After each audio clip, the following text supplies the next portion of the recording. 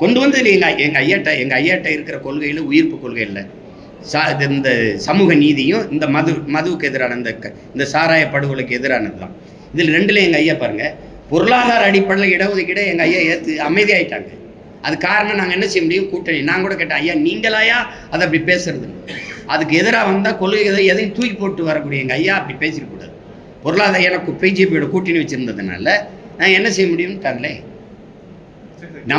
நம்மளுடைய கொள்கை இருக்கிற அந்த நம்ம தத்துவத்தினுடைய இதயமாக இருக்கிறத அவன் சிதைக்கிறான். அதில் விட்டுட்டாங்க. இப்போ சாதி வாரி கணக்கெடுப்பு எடுன்றாங்க. ஐயா அன்புமணி சொல்கிறாங்க, எடுத்து என்ன பண்ணுறது? அவன் அந்த இடஒதுக்கீட்டுக்கு எதிரால இருக்கான். முன்னேறிய வகுப்பினர்னு ஒரு வார்த்தையை போடுறான். சாதி வகுப்புன்னா சாதி தானே. சாதி எப்படி முன்னேறும்? ஒருத்த கல்வி விரி பெற்று வேலை வாய்ப்பை பெற்று அதுக்குரிய ஊதியத்தை பெற்று வருவாய் பெருக்கி அது பொருளாதாரத்தில் மேம்படுவதனால வளர்ச்சி. யாரு எது பொருளாதார அப்படி பேசாதீங்க. அந்த இடஒதுக்கீடு முறையை அப்படி கொண்டு வரப்படல. பொருளாதார அடிப்படையில் முன்னேறிய சாதி ஏன் சொல்ற? நீ யார்? நீ அப்படி சொல்ல? நீ உச்சாணி கொம்புல இருந்துக்கிறவா, நான் ஏறி ஊட்டி விடணுமா? இறங்கி வாடா, கிளைக்கு வாடா, அடிமரத்துக்கு வாடா, வேருக்கு வாடா, கீழே வா. நான் எஃப்சியா தான் இருப்பேன். நான் பிசி எம்பிசிக்கெல்லாம் வரமாட்டேன். நாங்கள் மோஸ்ட் பேக்வேர்டு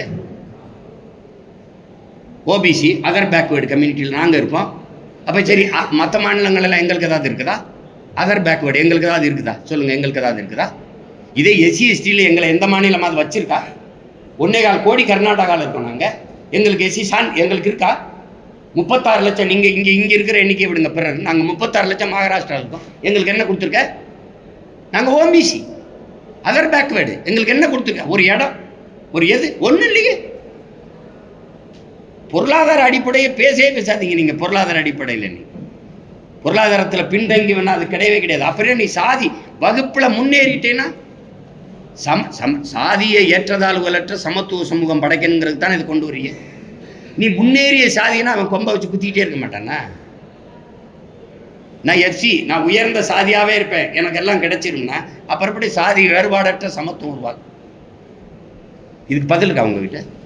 சாதியை ஏற்றதாழ்வுகளற்ற சமத்துவம் எப்படி உருவாகும்? அண்ணல் அம்பேத்கர் சொல்றது, சாதியை ஏற்றதாழ்வுகளை வைத்துக்கொண்டு சமூக முன்னேற்றம் மேம்பாடு என்று பேசுவது மலக்குழியின் மேலே போடுகிற மல்லிகை பந்தலுக்கு சமம்ங்கிறார்.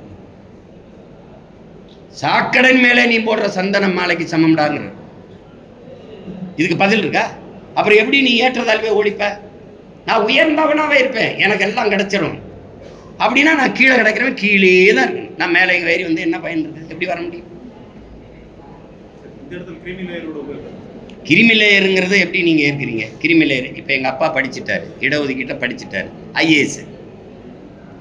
திடீர்னு இறந்துட்டாரு. அப்பா ஐஏஎஸ் ஆயிட்டாரு, அதனால எனக்கு இடஒதுக்கீடு இல்லைன்னா, இத்தனை ஆயிரம் ஆண்டுகளா கல்வி மறுக்கப்பட்ட சமூகத்துல நான் பிறந்த அரணியூர்ல 5வது பட்டதாரி நான். அப்படின்னா எங்க கிராமத்துக்கு கல்வி எப்போ வந்துச்சு? எங்க அப்பாவுக்கு மட்டும்தான் கையெழுத்து கொடுத்துரு. எங்க குடும்பத்துல எங்க அம்மாவுக்கு நாங்க கற்பிச்சோம். இப்ப நானும் நீனும் ஒன்னா கிருமி லேயர்னா எனக்கு வேலை வாய்ப்பு கிடைச்சிருச்சு அப்படின்னா எங்க ஐயா இளையராஜா பையனுக்கு இடஒதுக்கீடு கூடாதா? சொல்லுங்க. எங்க அப்பா பாரதி ராஜா பையனுக்கு இடஒதுக்கீடு கூடாது, என் தம்பி மனோஜுக்கு அவன் பிள்ளைகளும் இருக்கக்கூடாது. உங்க அப்பா நல்லா முன்னேறிட்டாரு இப்படியா? அப்புறம் தான் இங்க பொருளாதாரம் நீங்க தான் சாதி முன்னேறிடுச்சே, உனக்கு அப்புறம் அதுக்கு இடஒதுக்கீடு? உனக்கு அதுக்கு நீங்க கேட்குற? திடீர்னு எங்க அப்பா விபத்துல இறந்துட்டாரு, அப்புறம் நான் திறன் அடிப்படையில் தான் போட்டிட்டு வரணும்னா எத்தனை ஆயிரம் ஆண்டுகளா எனக்கு கல்வியே வரலையே, இப்பதான் நான் படிக்கவே ஆரம்பிக்கிறேன். அதுல கிருமி லேயர் இதுக்குள்ள கொண்டு வா, அதுக்குள்ள கொண்டு வா. இது எப்படி இருக்கிறது? சமமான கல்வி இருக்கா? நகர்ப்புறத்தில் இருக்க கல்வி, கிராம சிற்றூர்கள் இருக்கா? விருதுநகர் ராஜபாளையத்தில் நீங்க படிக்கிற கல்வி சென்னையில் இருக்கிற கல்விக்கு ஒன்று சமமா இருக்கா? கேந்திர வித்தாலயா, நவோதயா, சிபிஎஸ்சி பாடத்திட்டம் உங்ககிட்ட இருக்கா? நான் கேட்கறதுக்கு பதில் சொல்லுங்க ஐயா. முதல் தர ஏ கிரேட் ஆசிரியரை எங்க பணியமர்த்துறீங்க? சி கிரேட் ஆசிரியரை எங்க பணியமர்த்துறீங்க? உங்க நாடு சொல்றது ஸ்மார்ட் சிட்டி, ஸ்மார்ட் வில்லேஜ் இருக்கா? நீ கான்சன்ட்ரேட் பண்றது, நீ கவனம் செலுத்துறது நகர்ப்புற வளர்ச்சியை, சிற்றூரின் வளர்ச்சியை ஏறிட்டு பாக்குறியா?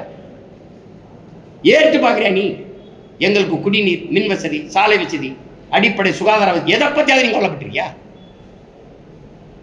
அப்புறம் பசுமாட்டை பத்தி கவலைப்படுவேன், எங்களை கவலைப்படுவியா?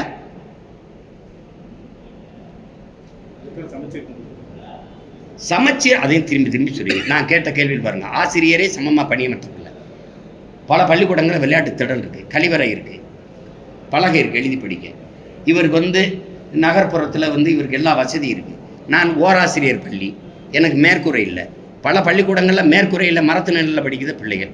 இது சமச்சீரா இருக்கா? அரசு பள்ளியிலே சென்னையில் இருக்கிற கட்டட பள்ளிகளுக்கும் இங்கே நகர் கிராமப்புறங்களுக்கு பள்ளிக்கூடம்னா, நான் அரணியூரில் படித்தேன், என் பள்ளிக்கூடத்தை பார்க்குறீங்களா?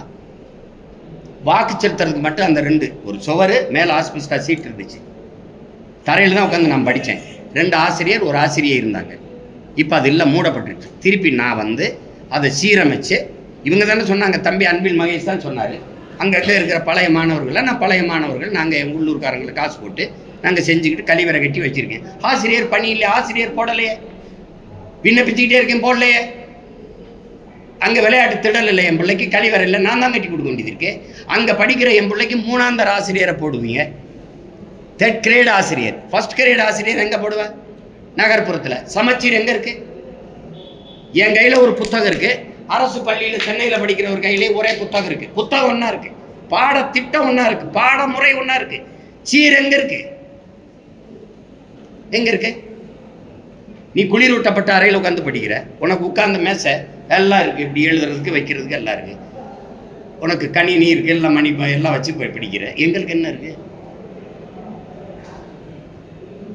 எங்க இருக்கு சமச்சீர் கல்வியை நீங்க கொடுத்துட்டீங்க? வார்த்தைகளில் பெரியார் சமத்துவபுரம்னு இருக்கு, பேர்ல இருக்கு. அந்த இடத்துல கட்டப்பட்ட சமத்துவபுரத்துல எல்லா சமூகமும் ஒன்னா குடியிருக்கா? வளைவுல பேர் இருக்கு ஐயா, உள்ள இருக்கா? அப்ப இது எப்படி எந்த மாதிரி எடுத்துக்க? அது மாதிரிதான் சமச்சீர் கல்வி அப்படின்னா சமமா ஆயிடுச்சு. பொதுத்திறன் போட்டியில நகர்ப்புறத்துல படிச்சவனும் சிற்றூர்ல படிச்ச நானும் போய் பொதுத்திறன் போட்டியில ஒன்னா போய் மோதி வெல்ல முடியும்னு நீங்க நினைக்கிறீங்களா?